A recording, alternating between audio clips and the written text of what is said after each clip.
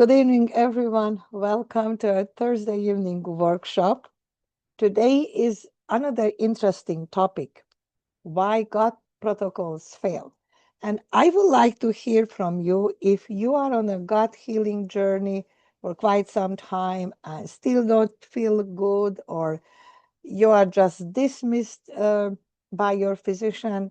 I would like to hear your experience. Comment below. And we did poll in the group. Thank you, everyone who responded. I will read that later on. And I think we are ready to start. Hello, good evening. Welcome. So why gut protocols fail? And you will be learning today a lot. We will do a lot of troubleshooting, and you will have a better understanding. And hopefully it will bring down your frustration and despair. All right. As you know, guys, this presentation is medical information only. This is not medical advice. My goal is to help you, providing you with a quality information, uh, possibly newer research, right, backed by science, yes, and to help you to cut through the noise and also to empower you, because my motto is when we know better, we do better, right? So this is my whole purpose. This is the whole intention behind my live streams, workshops, brief lives with different topics to help you to cut through the noise, because so much noise out there, guys, and so many contradictory information. Sometimes even myself, I think I have relatively nice knowledge of medicine, functional medicine. Sometimes even I stop like, whoa, wait, what is he or she saying? So it's not easy not to get lost. So if you haven't met me before, my name is Ilona Berkovan, Dr. B, for my clients mostly, Dr. Ilona in my signatures. I also like to call myself the gut alchemist. And why, if you wonder? Because true healing isn't like alchemy, right? We transform a totally out of balance gut, a person that has no energy, no desire, a lot of complaints, into a beautiful, radiant, healthy being. So that's so beautiful. So let's get started. When I really, guys, love what I do. I'm obsessed, if that's the right word. I think so. And when I don't work, I like to hike, I like to travel and forage for mushrooms and plants. So today we will learn about the most common mistakes we see in the process of healing the gut, but also some close-up light that maybe the protocol is not a mistake, but to the given person, yes, you will see what I mean by that. So we will be learning why some people just can get better, right? What are the challenges? And also, what can we do about it? Because there are different kind of challenges, and I try to shed light on most of them. And I'll help you to really have a clear plan in your head what you need to do next. So let's see problem number one. Doctors visit, endless doctors visit. And I just have a couple of very recent conversation with our group members. I wish they are present here to have a better understanding what's going on. So here, mainstream medicine, as I think I have right to speak because I used to practice. So in mainstream medicine, what we do, we look for diagnosis, right? And then treat. But we don't look for the root cause. We don't look for the root cause. Once we have the diagnosis, here is the medication. You go home, come back in 3 months or 6 months or whatever, a month, right? The other pitfall is we don't use, in mainstream medicine talking, we don't use functional testing, the updated, the really amazing test that gives us incredible information, right? We don't do that. So many tests are outdated or provide very limited information. Let me just illustrate. For example, people with gastritis, they do endoscopy, which I'm fine. I'd have nothing against that. They don't find anything, yes, because it's a functional, right, mostly. Maybe if we have H. pylori present, they might find some redness, like inflamed mucosa of the stomach. But again, and they might diagnose gastritis. And what will be the end result? PPI, proton pump inhibitor. Is this a root cause? No, it's not a root cause medicine. So we just mask the symptoms. We have diagnosis, which sometimes is a description, not a real diagnosis, and that's all. So why is that a problem? Because we don't have solution. We don't have root cause. One of the recent conversation I had with our new member is, I believe I talked to with his mother. He has severe IBS and many other things, and they just cannot find out what is really happening. Of course they can, because they didn't do a functional stool test. That is number one, because he has severe dysbiosis, but I'm just guessing right by the symptoms, and that needs to be addressed. How can you do that? You have to do a functional stool test. Otherwise, he will suffer for a long, long time, even on medications.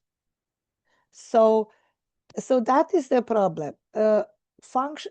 Mainstream medicine has phenomenal success with trauma. Those trauma centers, it's amazing what are capable doing. But managing chronic diseases, we fail big time. And not even mention prevention, right? Because when we have the diagnosis and the label, we suppress the symptoms with medications. But what happens when we stop the medication? Everything will come back. I like to use the analogy of the leaking roof. If you have a leaking roof in your house and you put a big bucket under the hole, right? And when it's not raining, you have no problem. When it's raining, the bucket can collect the rainwater, but what happens when someone is moving the bucket or the bucket is overfilled, right? We have the problem. So that is why the problem. And my big dream is to really mainstream medicine start incorporating more and more functional medicine. Why functional medicine? It's a medicine of why, root cause medicine. So how to solve it? The answer is, as you might guess by now, functional medicine. That is a medicine of why. So we ask question, why is that? Why someone has indigestion, right? Why someone has low stomach acid? Why someone has poor bile function? So when we do testing, I had a couple of clients who had, I think I had 3 of them, extensive endoscopy every 2-3 months. And I really just don't get it. What were they hoping for to find? It just wasn't clear for me. It's no need. It's no need for that. Yes, I have nothing against endoscopy when it's done properly. But yeah, because, and that causes a lot of frustration and setback.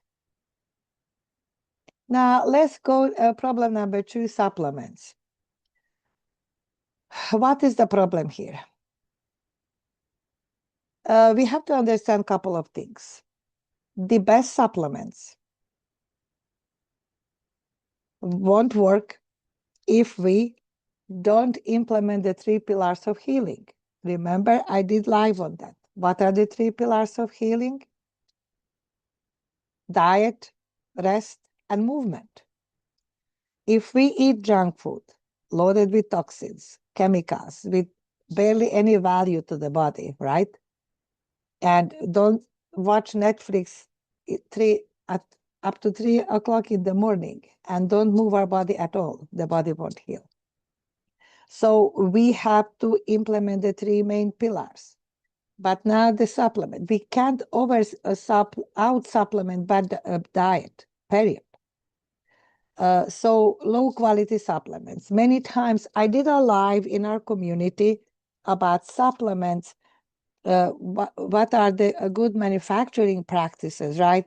Because supplements from some countries don't have rigorous control. So they might have not even everything in a supplement what the label says, or has less amount. So you want to be safe. United States, Europe, and Australia, those are the strict supplement production. United States, including North America, actually, Canada. So we have to be very careful. Also, sometimes I see too many ingredients in a supplement at very low dose. Dose that is not effective therapeutically. Then sometimes we need a time to build up the supplement. And when we don't take them enough time, I had a client who, when she came to me, she had, I think, 3 big bags of supplements because she will take them for a week or two, then switch to the next one, to the next one. And when I told her not to do that, she left me. I feel sorry for her. I know she's still not healed.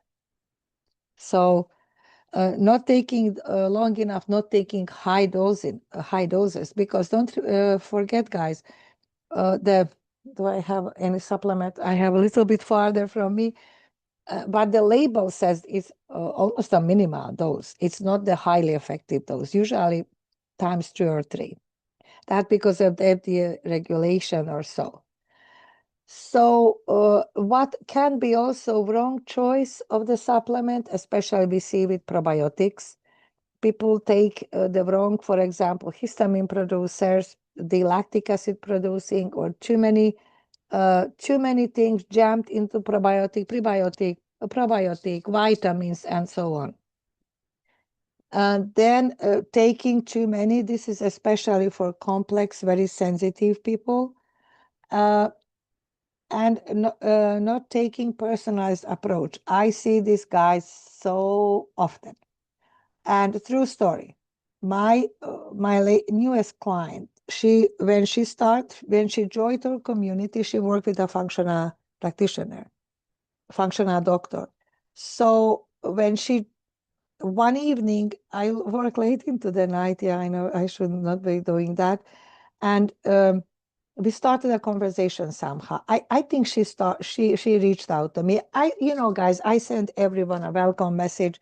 Some people respond, some people respond later, some people ignore me, breaking my heart. Some people respond. So we started a conversation, and she said, I don't know what to do. I started a protocol and I feel horrible. And I try to communicate it to my functional doctor, but he didn't, I don't know. I can't say he didn't care, but like he just said, okay, stop taking 2 of the supplements. She said, I did that and I still feel horrible. So we started the conversation, and what ended up happening, she signed up working with me. Why? Because with me, you have continuous support at all the time. So what was wrong with her protocol? Nothing. Her protocol was perfect, but not for her. She is highly sensitive, and that protocol she started was way too strong for her. And that is frequently I'm seeing happening. People start killing phase everything. People feel horrible. Not everyone, of course. And then you have to stop everything and then go back to square one and start one by one. So if we know that we have a sensitive person, complex cases, for example, brain injury, SIRS, mold, for example, Lyme's, co-infections, not even mention Ehlers-Danlos syndrome. With those people, you have to start literally like for newborn babies. So that is why so important the personalized approach. No cookie cutter approach. That is the most effective. So with supplements, we need a good strategy, timing, and physiology, because the body has to first be regulated, calmed, right? Not in survival mode, because when the body is in survival mode, it will react. So for supplements, choose a reputable company, make sure it's included third-party testing, take effective doses, give them some times, and less is more. We don't want to over supplement, right? Be careful. Now, also on other note, be careful, guys. Some supplements are pricey.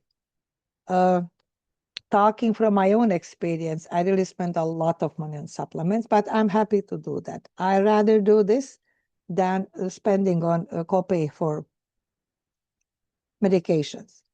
So if you know average price of a supplement and you find online for a fraction of the price, yes, it's daunting. Yes, I get it, but you know something is wrong there, especially today with peptides. Peptides are very kind of in and expensive supplements. And if you see, for example, I talked with one of my clients about BPC 157. That is roughly about around 150, roughly. And she was telling me one day, oh, I'm so happy I found one for 35. I said, do not buy it. Absolutely not. That is made in, who knows, China or wherever. No.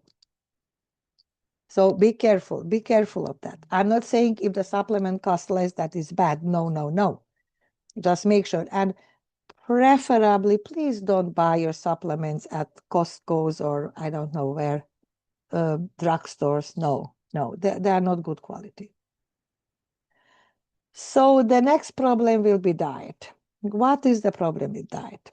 We go on low FODMAP diet, low histamine diet, low oxalate diet, acid watchers, specific carbohydrate diet, and paleo, autoimmune paleo. And some people stay on those diets for years. But when, yes, you might feel better for sure. If you have SIBO, small intestinal bacterial overgrowth, and you go on low FODMAP diet, sure, you will feel better, right? But what happens when you stop being on low FODMAP diet? Symptoms will come back, because what is happening while we are on low FODMAP diet, the bacteria gets dormant, sleepy, like hibernate. And when we eat the high FODMAP, boom, they just get back to life. You will get bloating again. So that is why we need a root cause, right? Yes, absolutely. I'm not saying that you don't need to go on low FODMAP diet when treating SIBO. Absolutely, yes. But that is only one pillar. There are a couple of pillars, right? So again, what is the problem here? They don't address the cause, can be pretty restrictive, leading even to nutrient deficiencies.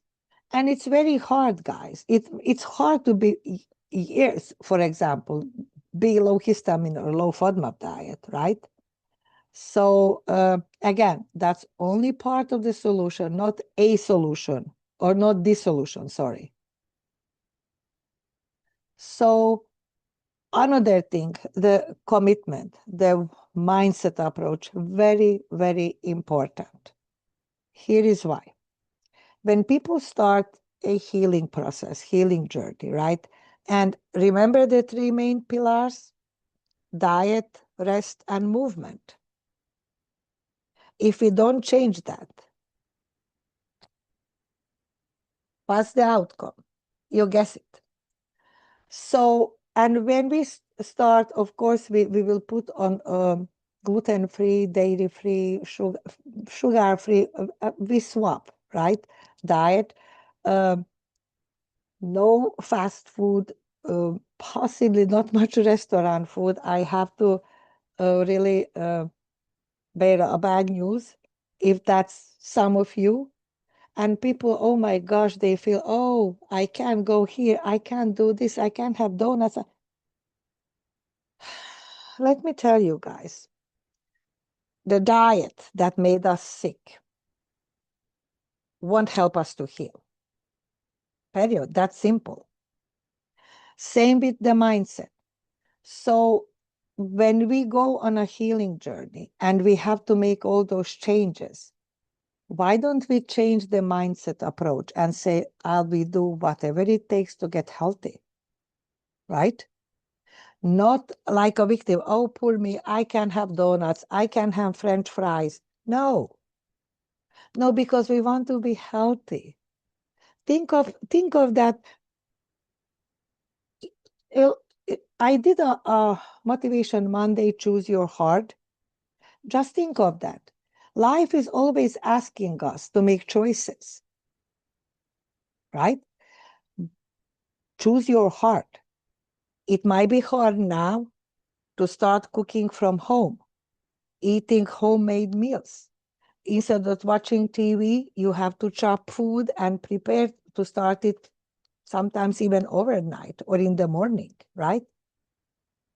Or when we are tired and we finish our meal, now let's go and walk. And every cell of your body screams, no, I want to stay on the couch. It's hard to get moved. But at the end or later on, it will be so much easier. It's easy to come from work, pick up at the pickup window the fast food, go home, lie on the couch after you eat, watch Netflix or whatever. It's easy, but it will be hard later on when you be on multiple medication, when medication has side effects, when increasing doses won't help. So choose your heart. And that is, I want guys you to really have the proper mindset about making changes, being committed. I will do whatever it takes. So what we need? We need a diet that is healing and nourishing. As you know, diet, food is not only energy, yes, it is, it's building blocks, but also information of our genes. So what genes we want to upregulate, meaning making them active, right? Or downregulate. I want genes for longevity. And guys, don't even think I'm perfect, far from that. I'm horrible with sleep because I work so very hard, but that's my choice. And I know that's not right. So we need optimized digestion. How many people are on PPIs? Guys, I'm at the point that when someone is joining me for that free session, I'll ask openly, are you taking any acid reducing drugs? Almost everyone, either PPI, proton pump inhibitors, or the A2 blockers, Pepcid, for example. When the digestion is not optimized, guys, our health is not optimized either. We don't break down food properly. We don't absorb food properly. We have an inflamed, imbalanced gut. We have issues with our microbiome, and so on and so on. So the sleep, we are coming back again. So diet, sleep. We need restful sleep. Our microbiome loves circadian rhythm. Going to bed, good evening, welcome. Going to bed before midnight, and I know I should not be talking about sleep, but I will. Going to bed before midnight, because when we have a healthful sleep before midnight, microbiome thrives. Also, our microbiome loves movement, but movement has so many benefits, guys. it's not only that, yes, we want to preserve muscle mass, sure. We want to fight against insulin resistance, absolutely. But we have to understand when we move, the muscle will release chemical messengers, which is pretty amazing. And those chemical messengers affect the brain, the heart, the whole body, which is beautiful, right? So really, movement is medicine. And just taking a nice walk will cost zero money, just a commitment. Then spending time in nature. You know, guys, nature is a healing place. The study was done, a couple of studies actually, that people with depression who walk half an hour every day outdoors, not in a gym or maybe a house, outdoors, observing the colors, the sound, the smell, had the same effect like Prozac. And being in nature has no side effects. So, and relationships, guys, also very, very super important. If we have a toxic relationship, will the healing happen? Hardly, right? Also, stress. We have to learn how to manage stress. We all have stress in our lives. Good evening, welcome. We all have stress, right? But our job is to learn how to bring down that stress, how to react to the stressful situation. Are you going to always into drama and get high cortisols, or be chilled out and stay relatively calm? We can do that by practicing. Nothing else, deep breathing exercises, right? So this diet, trust me, won't lead us to healing. This, yes, clean protein, polyphenols, fiber, good oils, that is our body needs to thrive. So the nervous system, that is frequently a missing thing. I mentioned in the beginning when the body is in survival mode, it will react to everything. It won't be receptive to medication, to protocols, meaning supplements. So when the body is in that fight or flight state, the communication between the brain and gut, the so-called gut-brain axis, is not working properly and has a lot of consequences. So I mentioned previously the traumatic brain injury. And I think I will do some live soon because it's more frequent that we realize. And many times it can be a missing link because we say everything is about the gut. Yes, that's true. And when we heal the gut, everything heals, except few exceptions, except few exceptions. And one is a traumatic brain injury. Because when we have traumatic brain injury, so for example, concussion, and many times we don't even realize we had concussion. It doesn't have to be always hitting heavily the head on the concrete floor and losing consciousness. No, it can be falling. Hi, Irene. Welcome, welcome. Oh my goodness, haven't seen you. So great to see you. Sitting, falling on our tush and that contracule, right? That's enough in some people, not everyone. So we have to have very, very detailed questionnaire, right? Because again, when we have traumatic brain injury or CIRS, for example, chronic inflammatory response syndrome, in case of mold or case of Lyme and co-infections, you first have to pay attention to the brain and then work on the gut. Makes sense, right? So again, we have to calm the body. We have to increase the tone of vagus nerve, help to again create the better communication between brain and our gut. How can we do? All different kind. We can do breath work, very simple. We can do tapping, bringing down the cortisol. We can use supplements. We can use cold shower if you can. I can't. Or splashing our face with cold water. We can do gargling, very forceful gargling, humming, singing. If you're a bad singer like me, do in the shower. So, cookie cutter approach. This is, as I just mentioned, guys, my client, my newest client. It was nothing wrong with her protocol. She had everything she needed, but that wasn't for her. Actually, she had to start layering, layer by layer, step by step. She could not work with that. Most of my clients are very complex and sensitive, and they come to me after work with 5, 6, 7, 8 practitioners. Yes, that's the truth. And most of the time, the problem was too much too soon, or not being able to follow up properly. Because again, healing has to be personalized.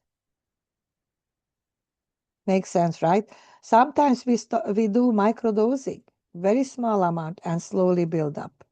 But once, my experience, once we hit a threshold, then everything just unfolds beautifully, and we go full supplement. I have a couple of clients right now. We started, oh my good, 1/4, 1/8 of a capsule, and now we are full protocol. But it takes time to get there. I have a couple of clients, we started full-blown protocol right away. What determines the level of sensitivity and how sick or how well the person is? If the person has severe leaky gut, severe inflammation, we can't do a killing protocol. Absolutely not. We first have to stabilize, restore, and then slowly start the process. So no cookie cutter approach. And that is the beauty of functional medicine. Microdosing, right? Small amount of supplements. So now this is also very important, the emotional layer. And of course, mainstream medicine doesn't talk about. So we remember this, guys, we don't digest only food, we digest our emotions.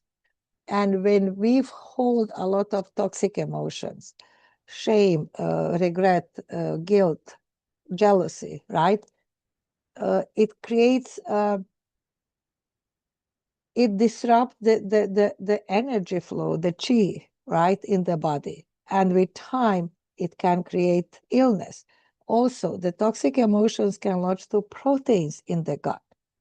So we have to address them as well. So there are so many things we have: the grief, anger, shame, I just mentioned, mother wounds, abandonment wounds, which is so strong for so many people. Yes, I do this also in my work. That is how I'm so obsessed with it. So what to do? We have to uncover those emotions, bring them to the surface, and let them go. So we can do journaling, EFT, and in my work with my client, we have every month an EFT tapping session. I bring out practitioner. Right now, we do have also breath work. Right now, I'm looking for a new practitioner. We do shadow work, ancestral healing. Beautiful, beautiful. So emotional healing, we need to address them, release them, and finally heal. But we have to create an environment to feel safe, right? So it's more to the story. So another mistake, poor bile flow, impaired detox pathway. And guys, this is so many times, so many people have biliary sluggish gallbladder. Why? Don't blame the fat. It's because of the wheat, gluten.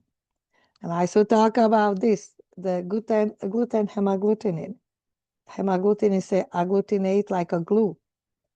It blocks the enzyme, the CCK, cholecystokinin, in the small intestine. That should send signal to the gallbladder to contract, and a big, beautiful gush of bile.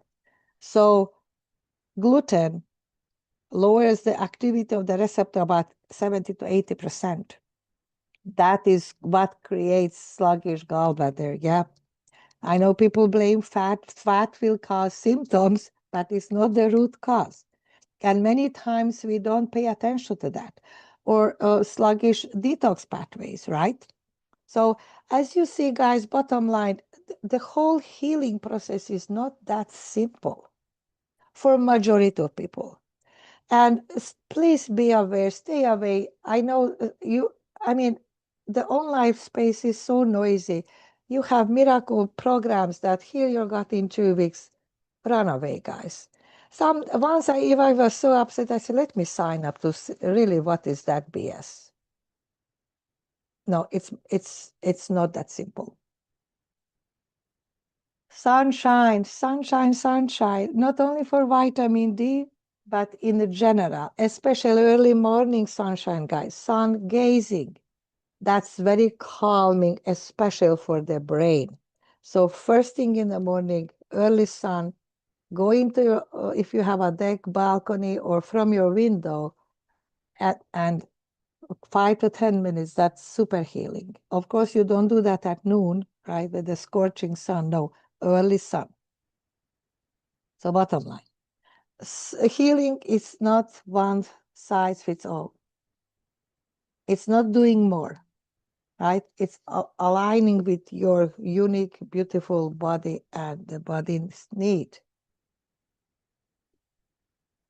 So what works actually? Regulations before repair.